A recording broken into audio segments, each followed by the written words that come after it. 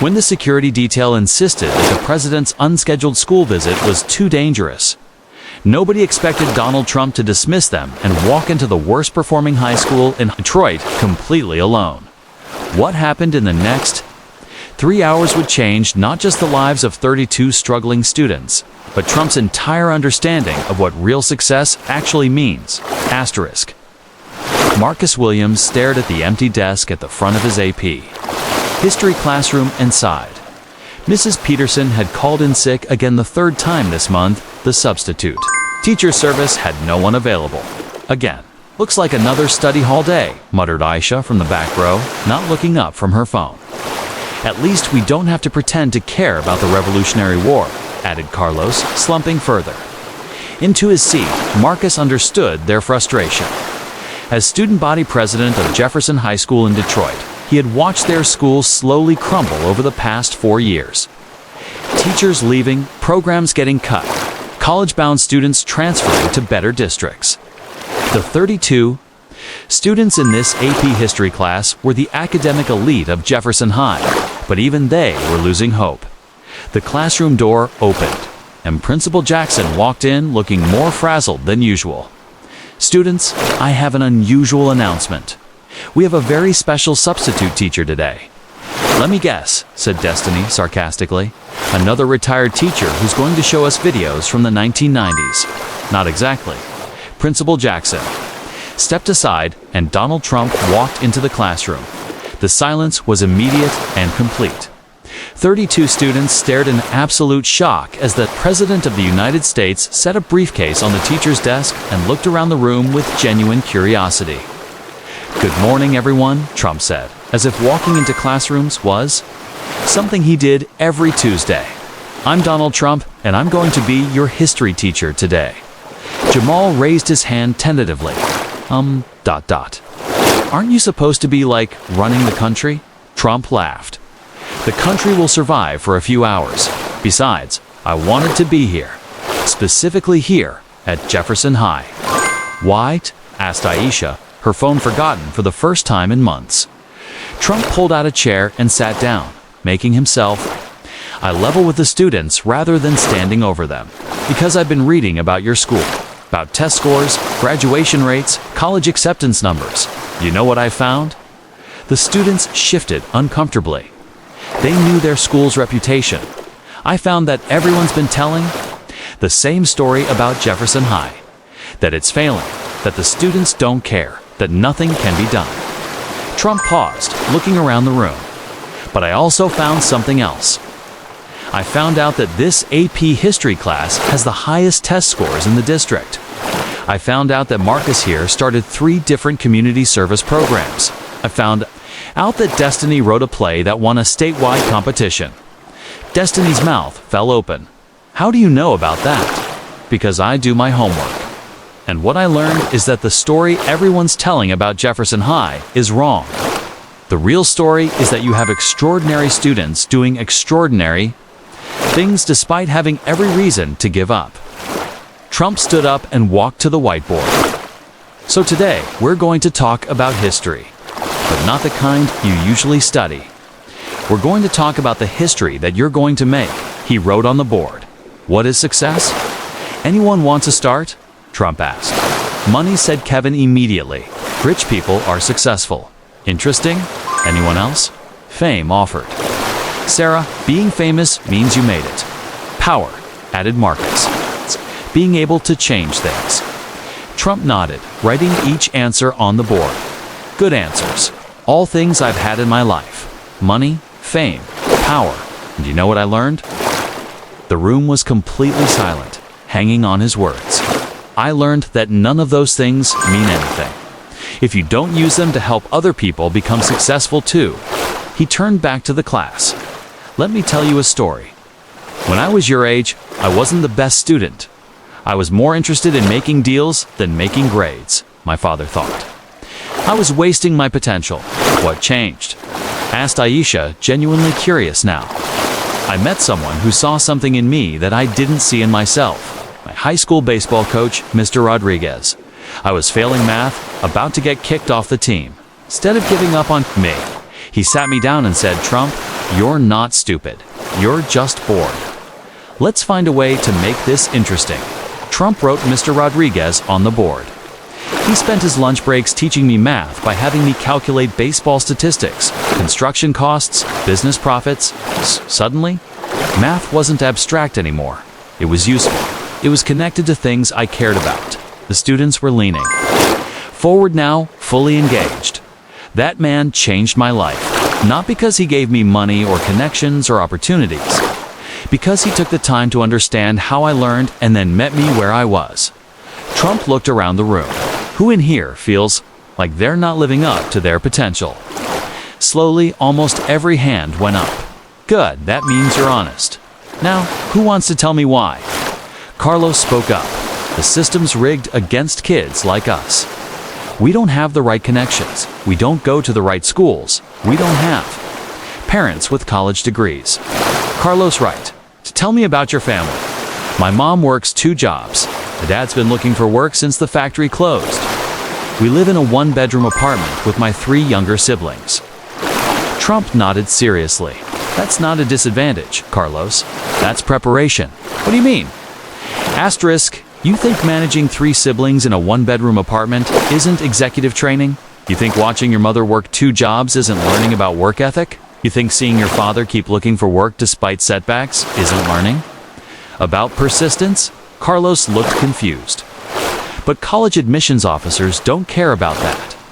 Then you're applying to the wrong colleges. It's the right colleges, the ones that will help you succeed. They're looking for exactly what you have. Real-world experience, resilience, the ability to succeed despite obstacles. Trump wrote hidden advantages on the board. Let's do an exercise. I want each of you to think about a challenge you face that you think makes you less competitive. And I want you to reframe it as a skill or strength. For the next 20 minutes, something remarkable happened. Students who had spent years feeling disadvantaged began to see their experiences differently. Destiny talked about how taking care of her grandmother with dementia had taught her patience and communication skills that made her a natural leader. Marcus explained how mediating fights between neighbors in his apartment.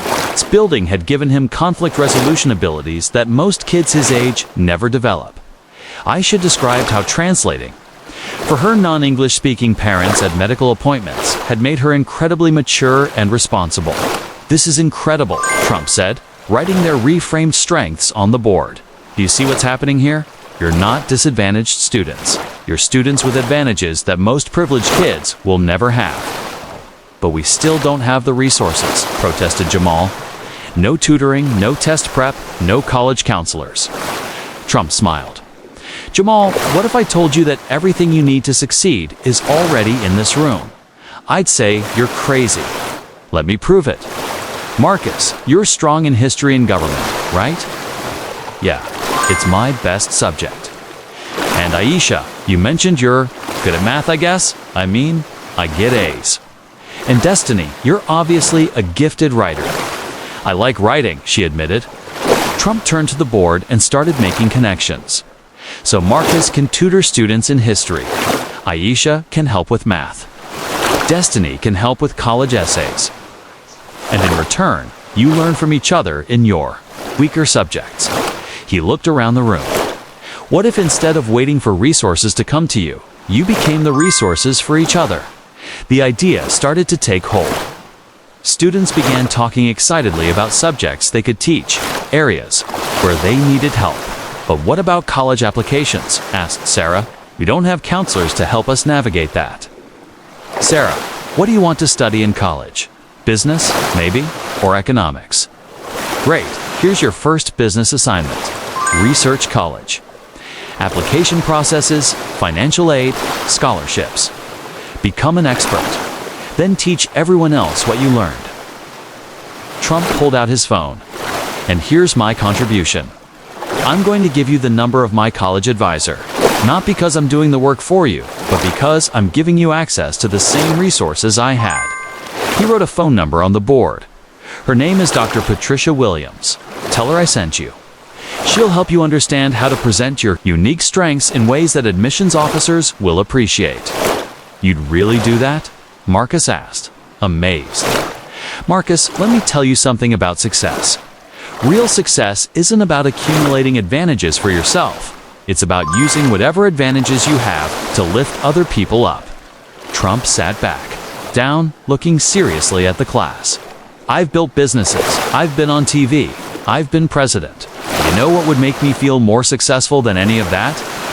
What? Several students asked simultaneously. 5 years from now? Getting? Letters from you telling me about the colleges you got into, the careers you started, the problems you solved.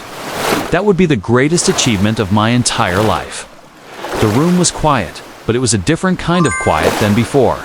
It was the quiet of 32 young people reconsidering everything they thought they knew about their futures. So, here's what we're going to do, Trump continued. We're going to start a program, the Jefferson High Success Network. You're going to tutor each other, support each other, hold each other accountable. You're going to research colleges and scholarships together. You're going to practice interviews and edit essays for each other. He stood up and walked to the window, looking out at the Detroit skyline. And most importantly, you're going to prove that success isn't about where you start. It's about how hard you're willing to work and how much you're willing to help each other along the way. Destiny raised her hand. Mr. President, why are you really here? I mean, the real reason? Trump turned back to the class, and for a moment, his usual confidence seemed to falter slightly. Because 20 years ago, I visited a school like this for a photo opportunity. Shook some hands, made some promises I forgot about the next day. Last week, I got a letter from a student who was in that classroom. She's a doctor now, working in a free clinic, helping people who can't afford health care. He paused, clearly moved by the memory. She wrote to thank me for visiting, said it. Inspired her to keep working hard. But you know what? I didn't inspire her. I barely spent 10 minutes there. She inspired herself. Said she succeeded despite my empty promises, not because of them. Trump looked around the room at the faces staring back at him. I realized that all those photo ops, all those symbolic visits, they were about making me look good, not about actually helping anyone. So I decided to try something different. I dismissed my security detail, canceled my meetings, and came here to actually teach, to actually contribute something real. Carlos spoke up quietly. You dismissed your security detail. Isn't that dangerous? Trump smiled.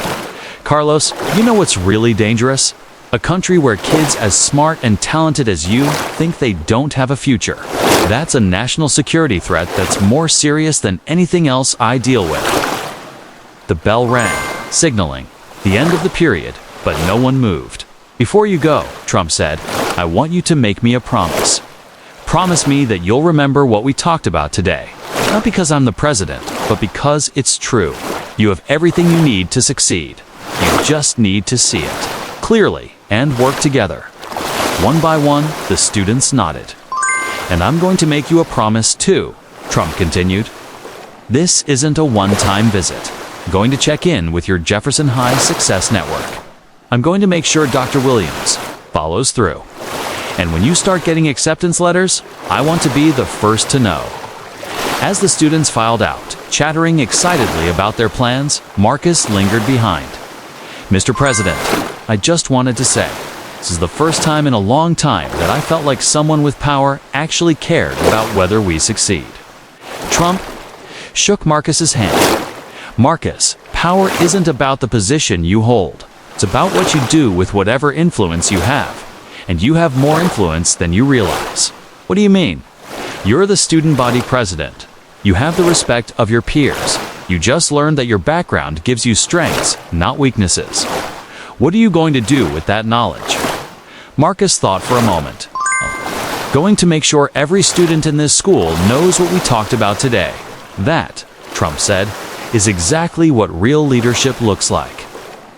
As Trump packed up his briefcase, Principal Jackson appeared in the doorway. Mr. President, I have to ask, why Jefferson High?